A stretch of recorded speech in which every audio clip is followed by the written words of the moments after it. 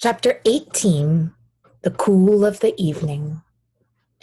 In the cool of the evening, when shadows darkened the fairgrounds, Templeton crept from the crate and looked around. Wilbur lay asleep in the straw. Charlotte was building a web. Templeton's keen nose detected many fine smells in the air. The rat was hungry and thirsty. He decided to go exploring. Without saying anything to anybody, he started off. "Bring me back a word," Charlotte called after him. "I shall be writing tonight for the last time." The rat mumbled something to himself and disappeared into the shadows. He did not like being treated like a messenger boy. After the heat of the day, the evening came as a welcome relief to all. The Ferris wheel was lighted now. It went round and round in the sky and seemed twice as high by day. There were lights on the midway, and you could hear the crackle of the gambling machines and the music of the merry-go-round and the voice of the man in the Beano booth calling numbers. The children felt refreshed after their nap.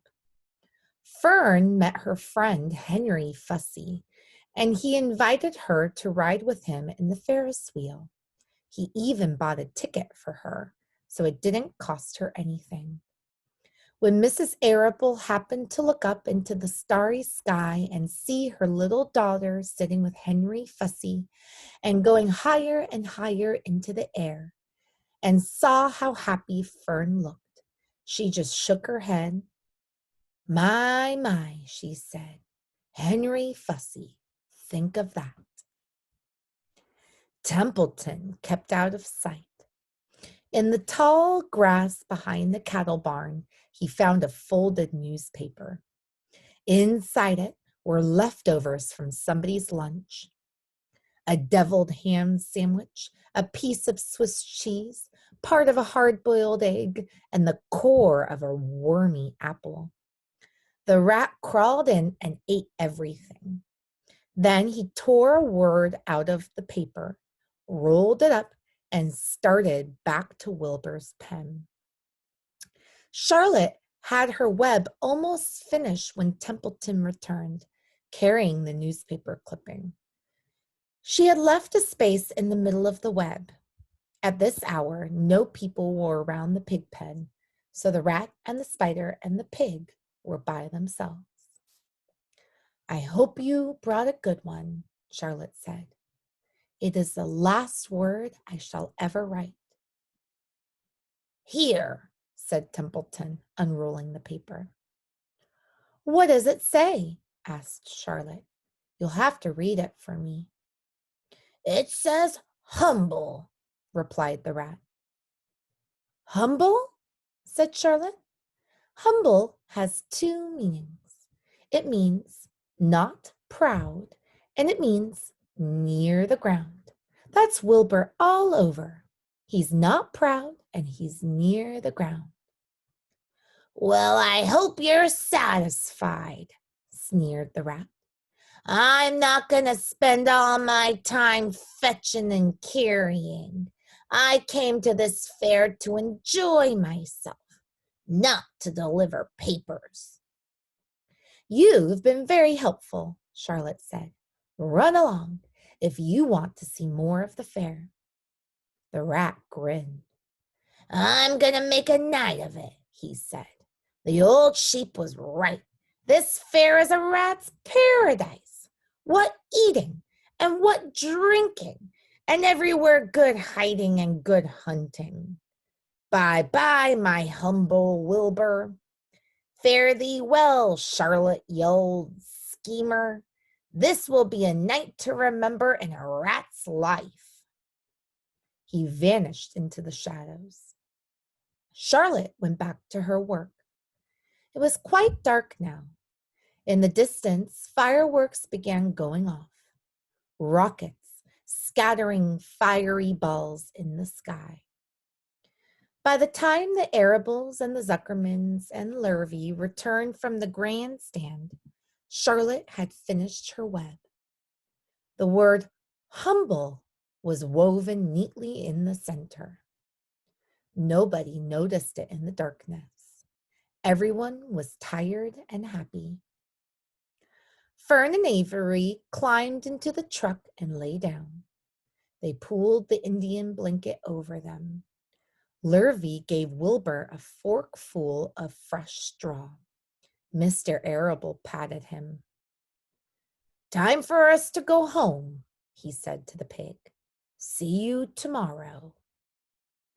The grown-ups climbed slowly into the truck, and Wilbur heard the engine start and then heard the truck moving away in low speed.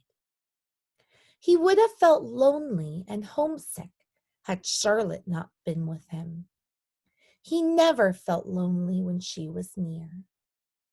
In the distance, he could still hear the music of the merry-go-round.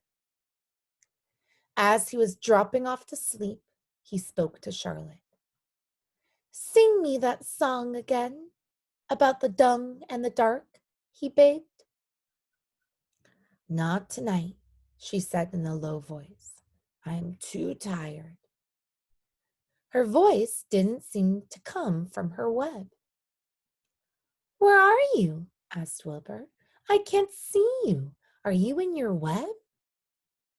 "I'm back here," she answered, "up in this back corner." "Why aren't you in your web?" asked Wilbur. "You almost never leave your web."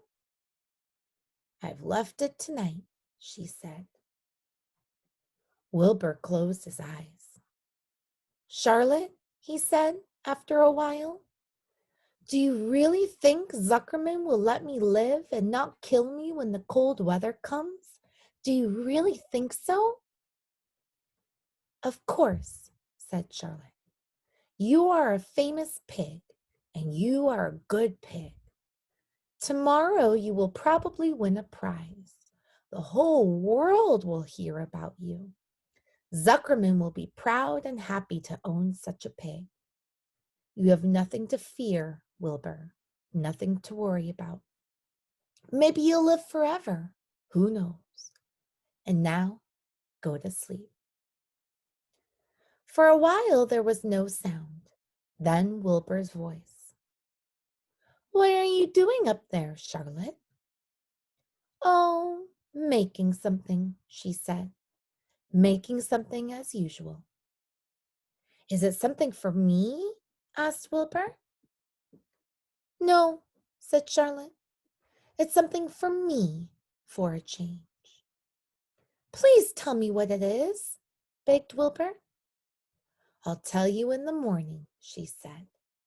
"When the first light comes into the sky and the sparrows stir and the cows rattle their chains, when the rooster crows and the stars fade, when early cars whisper along the highway, you look up here and I'll show you something. I will show you my masterpiece." Before she finished the sentence, Wilbur was asleep. She could tell by the sound of his breathing that he was sleeping peacefully deep in the straw. Miles away at the Arable's house, the men sat around the kitchen table eating a dish of canned peas and talking over the events of the day. Upstairs, Avery was already in bed and asleep. Mrs. Arable was tucking Fern into bed. "Did you have a good time at the fair?" she asked as she kissed her daughter. Fern nodded. "I had the best time I have ever had anywhere or any time in all of my whole life." "Well," said Mrs. Arable, "isn't that nice?" And next time, kiddos, we'll read chapter 19, The Egg Sack. And again, just to kind of explain these Roman numerals, again, the X's stand for 10. So this will be 10, 20. But because the number 1 comes before the x, we subtract 1. So this will be 10, 20, take away 1 is 19. So again, this is why this is chapter 19. All right, sweeties, and we'll read that next time. Adios for